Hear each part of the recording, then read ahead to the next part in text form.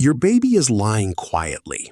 No one is leaning over them, no toy is dangling above, and then a slow, complete, unmistakable smile spreads across their face, directed at absolutely nothing. Not a twitch, not a grimace mistaken for a smile, a real, full, warm expression of what looks unmistakably like joy, offered to an empty corner of the room. And the parent watching from across the room does one of two things: either smiles back instinctively or feels a quiet, irrational chill run through them that they can't quite explain. Both responses are completely understandable, and both are rooted in the same question. What is my baby seeing, feeling, or experiencing that I cannot see from here? The answer to that question moves through several layers: neurological, emotional, and developmental, and each layer is more fascinating than the one before it. The reflex smile, which appears in the earliest days and weeks of life and has nothing to do with happiness. Reflex smiles are generated entirely by the brainstem, the most ancient, most primitive part of the brain, and they occur most often during sleep, during feeding, or during states of deep internal relaxation. They are not responses to the external world at all. They are the brain's own internal weather, passing through the system like a wave that surfaces briefly on the face before disappearing again. This is why you will see a newborn smile most often when they are asleep. The cortex, which processes the external world, is largely offline, and the older brain structures are running freely beneath it. And this is where it becomes interesting, because somewhere between 4 and 8 weeks of life, something begins to change in a way that makes the smile at nothing entirely different in nature. The cortex begins to come online, slowly, incompletely, but meaningfully, and with it comes the first stirrings of something that will eventually become the baby's interior emotional life. In these weeks, the brain begins processing internal states with increasing sophistication, and some of those internal states feel, in the most genuine sense of the word, good.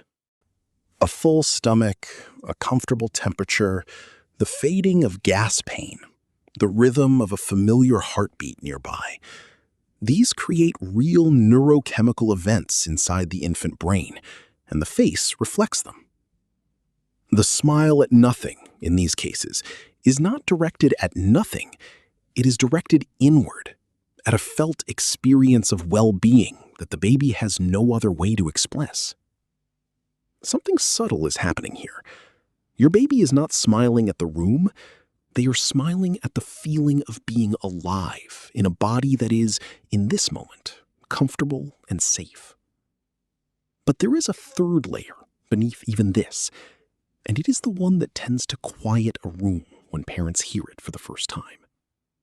Developmental neuroscientists studying infant brain activity have found that in the weeks and months after birth, babies undergo periods of intense internal neural reorganization, spontaneous, rapid, and largely invisible from the outside.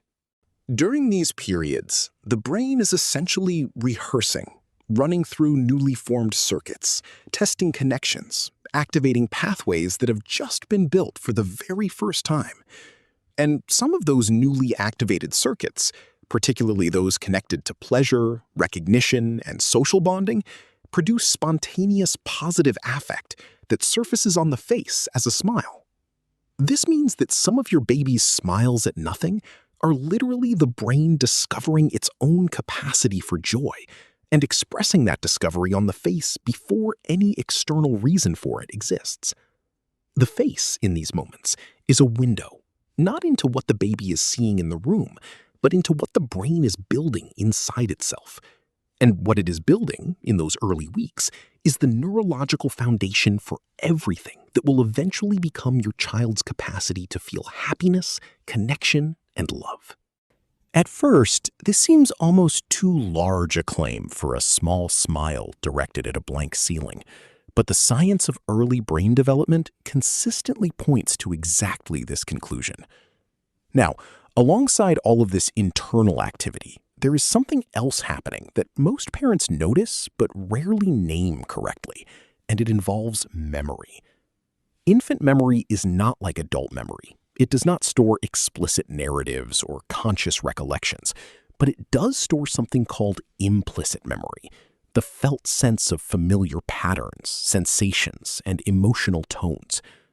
When your baby smiles at nothing, they may be responding to an implicit memory being activated, the felt echo of a voice, a smell, a rhythm, a touch that their brain has filed and is now replaying internally.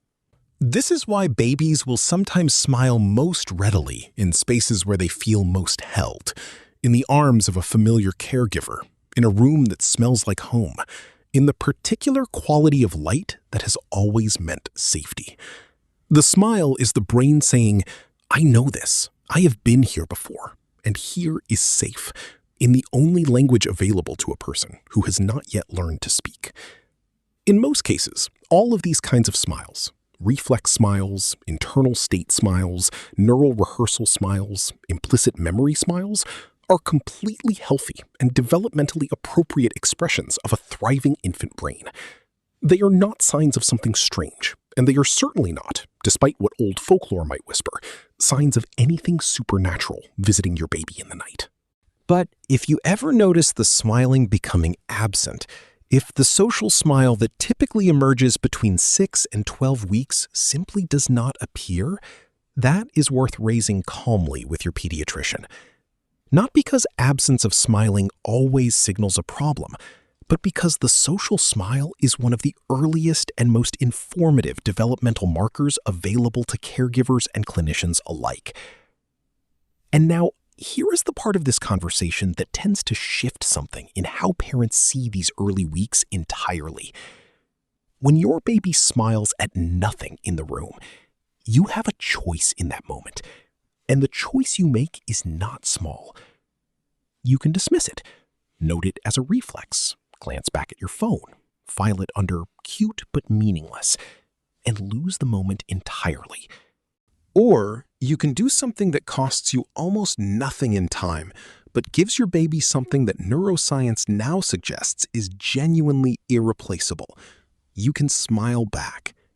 When you mirror your baby's smile, even a smile directed at nothing, you are sending a signal that the brain receives and files in a very specific way.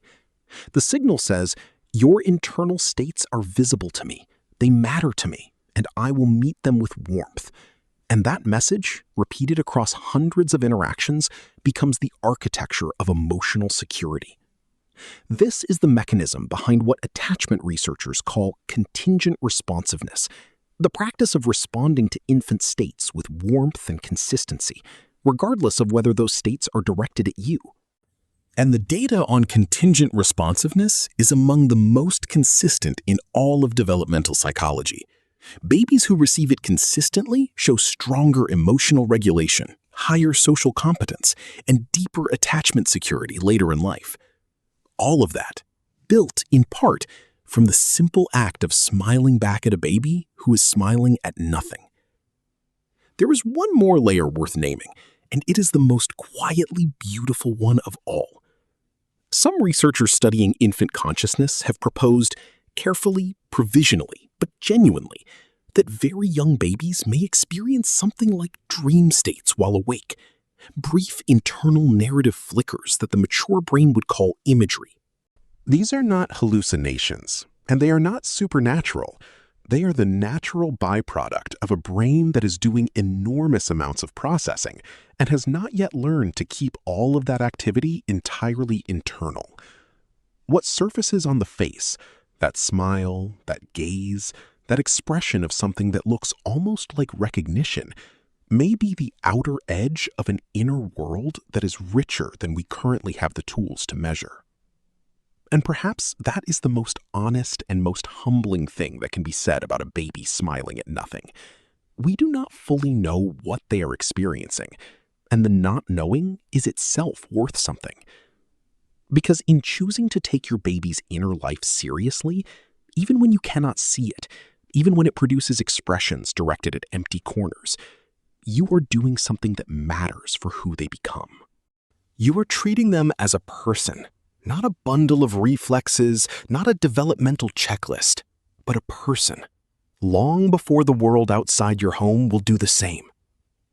So the next time your baby smiles at nothing, in the middle of the night, in the corner of a quiet room, at a ceiling that holds no obvious reason for joy, let yourself pause. Don't explain it away, and don't reach for your phone, and don't feel the need to understand it completely. Just let it be what it is, which is one of the most quietly extraordinary things you will ever witness. Because your baby smiling at nothing is not nothing.